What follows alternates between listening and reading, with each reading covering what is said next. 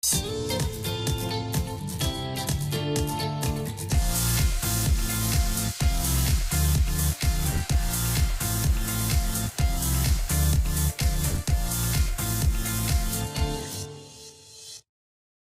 and welcome to another episode of my ArundelBiz podcast, powered by Anne Arundel Economic Development Corporation. I'm Grayson Orfe. And I'm Steve Adams, Marketing and Outreach Manager at AAEDC and your podcast co-host. Very pleased today to be introducing you to and to be joined by Tom Giancola. He is the owner of Makeathe, a cottage food business based in Annapolis, and a self-proclaimed bread guy that our office knows very well from many farmers markets that we see him at, but also from enjoying some of his great products at our Arundel Grown Dinner and our recent IVP social. So, Tom, welcome to the podcast. Thanks so much for having me, guys. And just to dive right in, if you could tell us a little bit about your background, how you decided to start the business, got into bread making, and also finally where Makeathe comes from. Yeah, so I feel like we have to start with where does this name come from? And it's tied very much to our background. 5-6 years ago, I started teaching myself how to make bread. And of course, anyone who's ever made any type of dough, at some point you're going to put sauce and cheese on it and you're going to make a pizza. And when that happened, I got the bug really bad and I put a brick oven, wood-fired pizza oven in my backyard.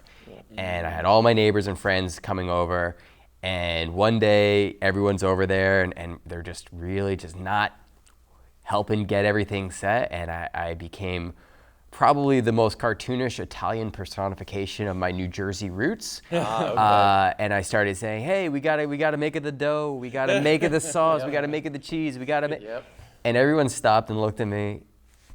What did you just say? I was like, we got to make it the, and from there, Makeathe was born. That's awesome. Yeah. So that's where our name comes from. So it's not Makeathe for everyone out there. When I first met you, I'd heard that story before, but I did think, so what is Makeathe? So it's a little bit of an inside joke, right? Similar to our tagline, Annapolis' underground bakery, right. Which is a little bit, again, like an inside joke amongst our friends and our customers. We built what is tantamount to a full-scale commercial bakery in our basement. So it is quite literally in Annapolis and underground. Annapolis' underground bakery was born. That's awesome. That's awesome, dude. I got a question for you. So, even the Bible calls, bread, it's the bread of life. It's the bread, everything is bread. What makes you guys' bread so unique, or what makes it so, I don't know how to explain it, so unique to this area even? Yeah, so it's a great question. The history of bread, it goes back even further than like the early biblical references. When you start to really dive into the anthropology here, our earliest societies formed around people working cooperatively to grow grains, to harvest them, to grind them between stones, to bake them in ovens. And the baker was just one person in this community that would take everyone's grain share from their labors of trying to grow and cultivate these crops and would turn them into loaves. And so really that's how all of our modern societies were formed. We coalesced around like the common shared survival of growing and making food together. And so bread has been a staple in helping bring people together since societies were formed, and we like to think that we're doing our best to carry on that lineage by just treating simple, locally grown ingredients with the respect and the diligence that they deserve. And so I always think, like, I would hope that a baker from 1,000 years ago or 100 years ago would be able to walk into our bakery, maybe be a little bit confused by the fancy ovens and the lights, but look at it and say, okay, you have flour, water, and salt, and it's just locally grown flour that was freshly milled. You're adding water and salt, and you're making bread. Yeah, we can make dough together, and we can make bread together, and that's part of what makes us special, and you know, that connection that we have to our customers, selling directly to people at farmers markets and at our retail partners, is something that's been passed down for generations. And I would say almost everyone has a bread memory, right? Something that personal, you know, it's a part of their history, you know, bread that they got with their families, you know, maybe it was making French toast on a weekend, or, you know, for me it was going and getting bagels after church on a Sunday with my dad. You know, but everyone has that bread memory, and I hope, you know, and I've sort of seen this already, in just the 3 years that we've been at the farmers markets, I've seen families come with their kids, and, you know, the kids were in arms, and then they're in strollers, and now they're that's awesome. being given, you know, their money to come buy the bread and bring it back to their parents, and I just make sure, oh yeah, no, the parents are there, we're getting the high sign, we're good to go, and so we're really happy to be, and really feel honored to be part of that community. And I mean, I don't mean to make it sound like this, but that really is the bread of life. It's kind of like you guys are really like heartbeat of a community, because it's more than just making bread, but you're making memories, you're making an awesome experience for people, just to be able to like come and enjoy time with their families. And that's really the heart of business, to be honest with you. And I think I love that whenever I go to farmers markets, and always think of how unique it is to be able to go not just buy produce from a farmer that grew and harvested your stuff, but, you know, jelly from the person that made it, bread from the person that baked it, and it's obviously super rare. And definitely between that and your bread obviously being very high quality, tasty stuff, I think it's definitely special. And with the farmers markets in mind, I know that's where we first met, and I've seen you do very well there. I often get there toward the last hour that you guys are open, and you're often sold out of a lot of stuff. So knock on wood. That's definitely, yes, hope that keeps going. But I also, I know you pretty recently started selling in Annabeth's downtown, and then David's Natural Market as well. So obviously you're growing, and so if you could tell us a little bit about just how that growth has gone, and you know, where you're headed. Absolutely, yeah, and that's really been a privilege, right? We didn't plan on going into retail. You know, it was an option. The law allows it. We were, you know, kind of just always say like, oh, maybe one day that would be neat. But Annabeth was a customer. Yeah. She was a customer who would come down with her kids to the market, and she just pulled me aside and said, you know, I have this shop downtown, and I was like, oh, I know that shop. I've been there. And she's like, I would love to stock your bread. What do you think? And we worked with her. And I know, if you could go in a little detail there, so I know from our Arundel Ag team, there are a number of, however high or low they are, there are a lot of hoops that are involved with getting into retail, right? There are, right? And it's an exercise where you need a reliable business partner. And that's something that, honestly, I think we could only have done with someone who is so local and passionate about the community. The same thing with David's Natural Market over in Gambrels, right? It's a wonderful store. They care about the products. They care about where the food comes from. They care about the customers, and it's reflected in what they choose to stock. You know, they're not just taking whatever can come off of the tractor trailer. Right. They would rather work with someone who's local, who has a little bit higher quality product. Yep.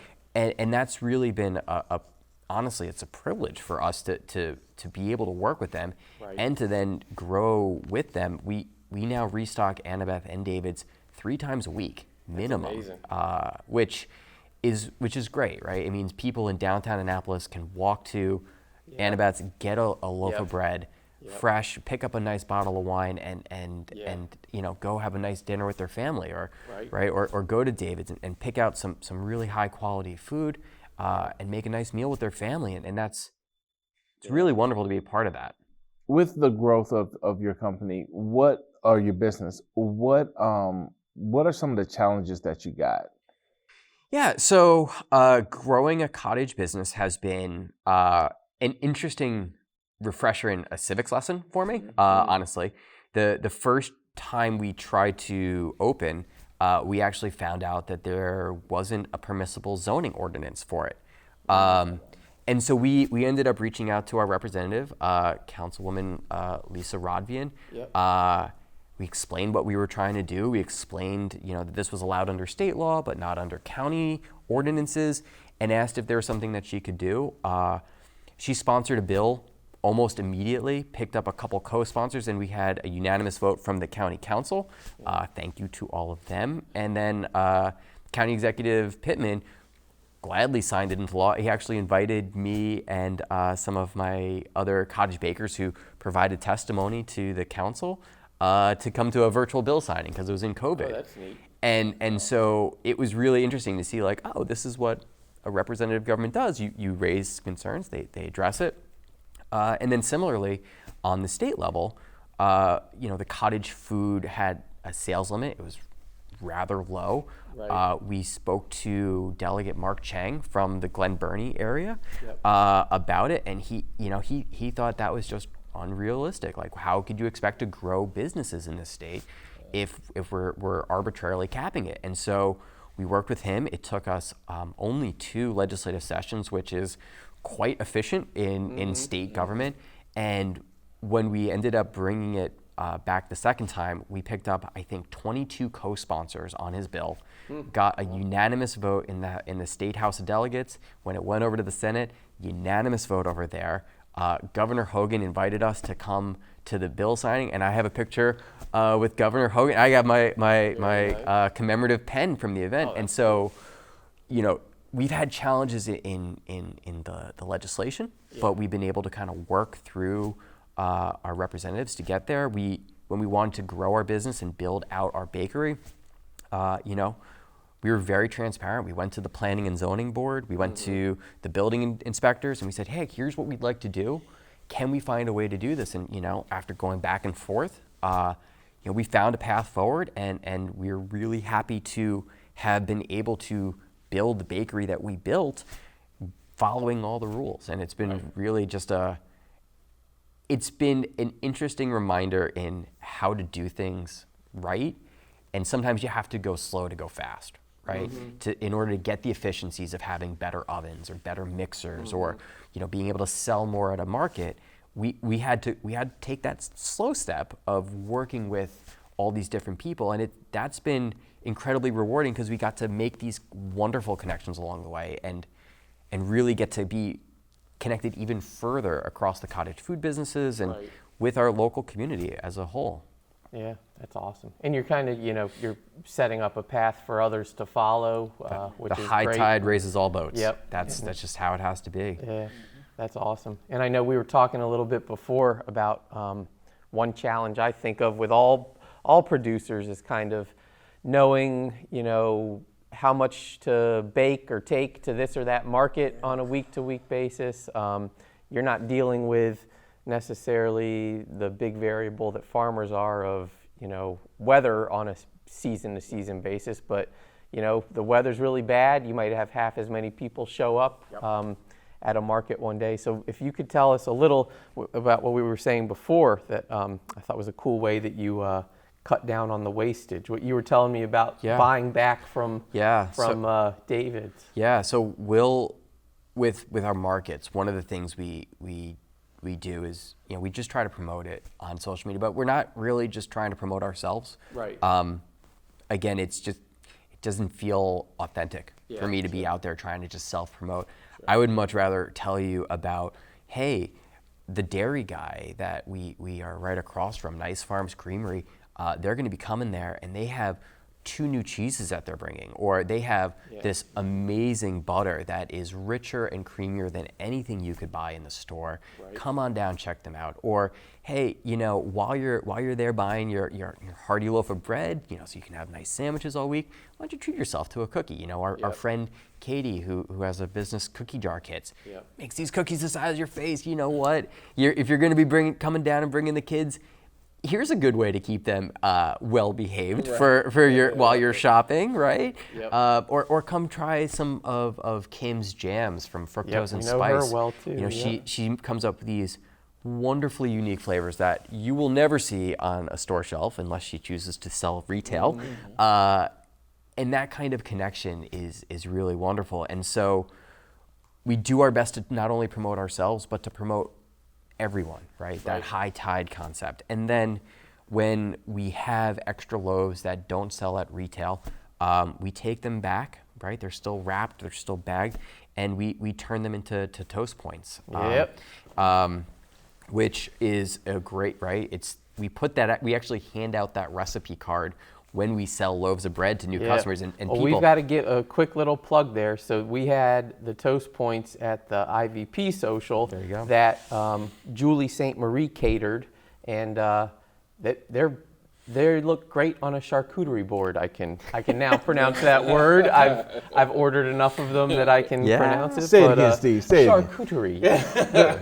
Yes. Very fancy. Some Toast Points with charcuterie fine cheeses is pretty great. So that's awesome to know that, you know, it's bread that maybe otherwise would have been wasted. You know, it's just one of the things that, you know, we're really passionate about, is just trying to build sustainably, trying to grow sustainably.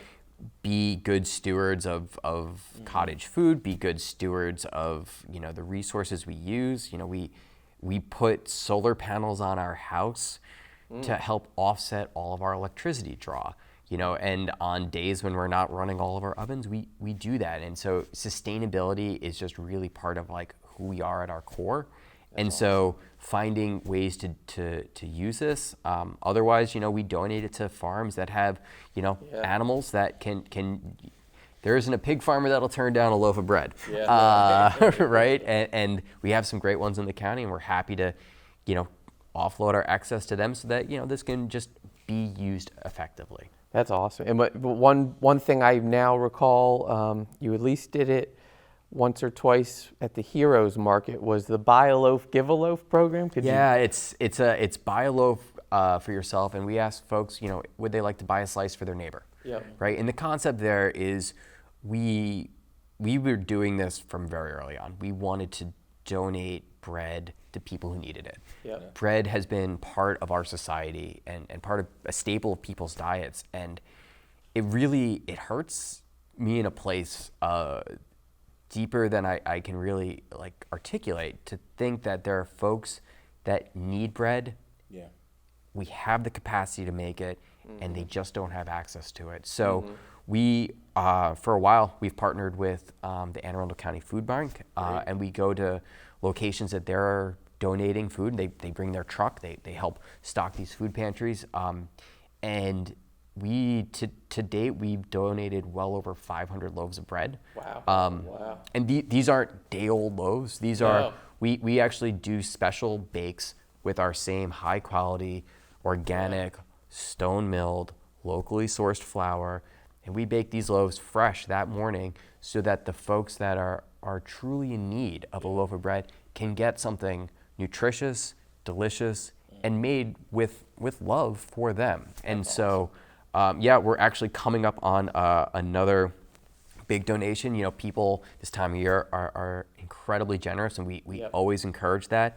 But yeah, the whole idea was, you know, if you're buying a loaf for yourself, if you have an extra dollar on you and you want to buy a slice for your neighbor, it helps offset our costs, which we just pay out of pocket to help make this for the various food drives. That's awesome. And it's probably, you know, it might be the best loaf they get all year, so it's a real highlight. I hope it brings some joy. I hope it brings, you know, some good nutrition to them. I hope it gives them just a little bit of love, right? Because again, going back to Yep. the concept. It's just you gotta lead with love, and you gotta lead with your morals. Yep. Awesome. Yeah. So we have a very serious moment of the podcast. Don't you smile. You are not supposed to smile. Don't you smile. I'm distracted by the bread, but Where we ask you, it used to be top 5. Now we understand that a lot of our guests they can't do the 5. it can be intimidating for. It's very intimidating because you can't do the 5. We ain't gonna actually do the 5. What we want to ask you is, what are your top? Just top. Leave it out in the open. What are your top places to? Well, let's start with the tips first. What are your top tips for starting and having your business? And what would you give to other entrepreneurs? So, top tips. If you're going to start a business, do something that even if you never got paid for it again, you would still be excited to wake up and do. It's a darn good tip. I never complain when my alarm goes off at 3 a.m. to go bake bread. Yeah. I genuinely feel privileged to know that something that I've worked on and the craft that I'm continuing to grow is something that's going to get to hopefully be on someone's table, be a shared memory with their family, just a moment of enjoyment.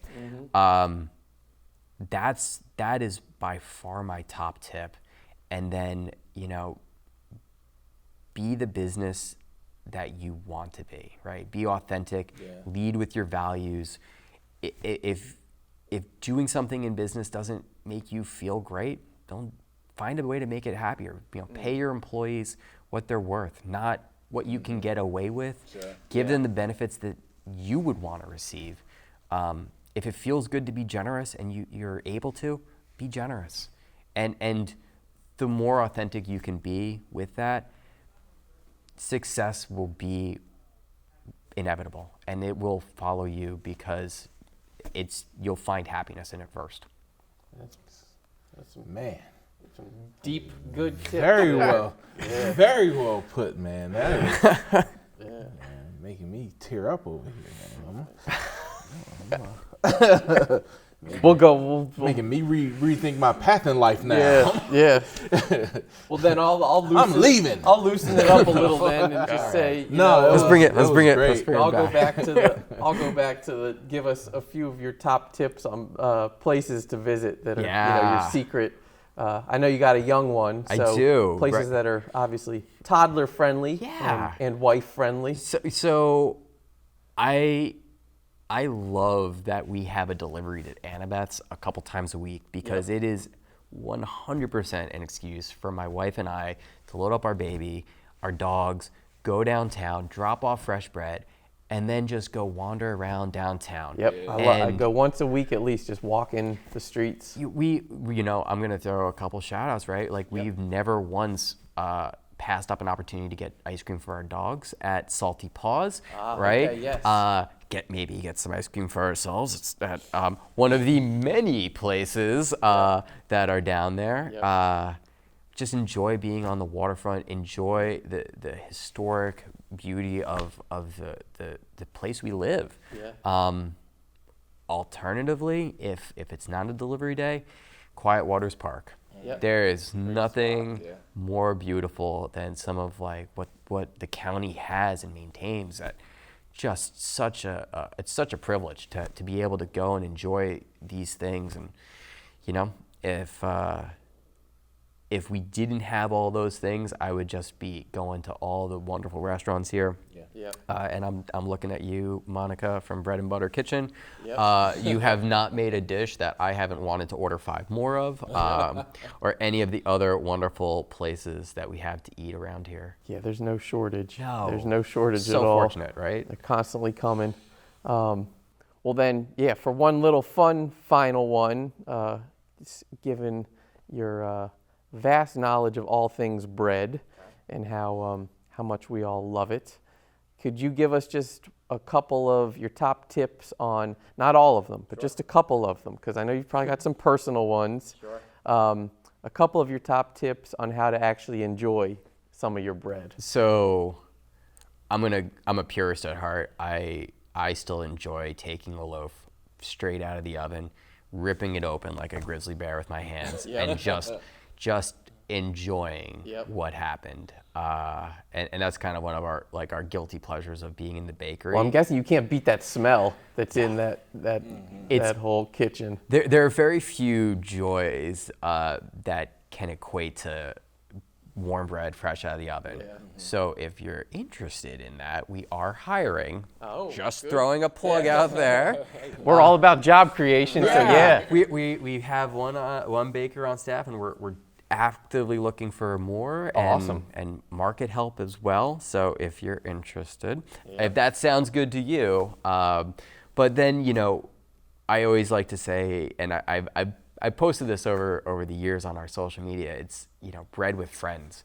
And that is finding other local foods, right? Whether it's local butter from our friends at Nice Farms Creamery, or local jam for our friends at Fructose and Spice, or you know, fresh eggs from any one of the wonderful farms here, microgreens on top of it from our friends at Mise en Place, right? There's so many different ways. Have bread with your friends. And for us, it's our local community. But, you know, I did bring a lot of bread here today, and I'm hoping you all will join me in we will be having some bread. 100%. Yeah. 100%. With that being said, no. Episode over. Right. Well, since we are close to the end, I know you do drop a few tips on ways that you're enjoying some of your own bread with other products on your socials. So if you could remind everyone out there where to find Makeathe. That's not Makeathe. Makeathe. Yeah, so you can find us on Instagram. We're Makeathe_bread. On Facebook, we're at Makeathe. You can always just go to our website, you know, makeathe.com, right? And from there, you can order online for our Sunday markets, right? You can pre-order off our menu and get any of the breads or pastries that we're making. We also have our Thanksgiving menu up. I was going to say, we should not go without mentioning that this is around Thanksgiving, and Christmas obviously isn't that far off either. So totally right. Order your holiday breads if you want to make sure you get them, right? Yeah, we actually, you know, this is kind of our busiest season right now between Halloween and Thanksgiving. It's a full out sprint to make sure we're getting fresh bread and pastries and pies to all of our customers. So go to our website. You can always contact us on social media, or what I would honestly prefer, come down and see us at any one of our farmers markets we're at. We're at Honey Harvest for their first Sunday market all year round, and all year round, every Sunday, rain or shine, snow, sleet, or hail, also occasional good weather because we are in Maryland. You can find us at the Anne Arundel County's Farmers Market with some of the best food this county has to offer. And that runs every Sunday, 10 a.m. to 1 p.m. all year round. Yep, that's where I'm usually seeing you for sure. And just to remind everyone out there that you can watch this podcast, future podcasts, and past podcasts on both Facebook and YouTube. And then you can listen to them, of course, wherever you get your pod. And hope you'll keep following us on social to know about the latest and greatest economic development news throughout Anne Arundel County. So with that, thanks for joining us, Tom. And to everyone out there that's listening or watching, we hope you and yours have a great holiday season coming together. And hopefully, I think I'm going to finally do this, breaking some bread at the table.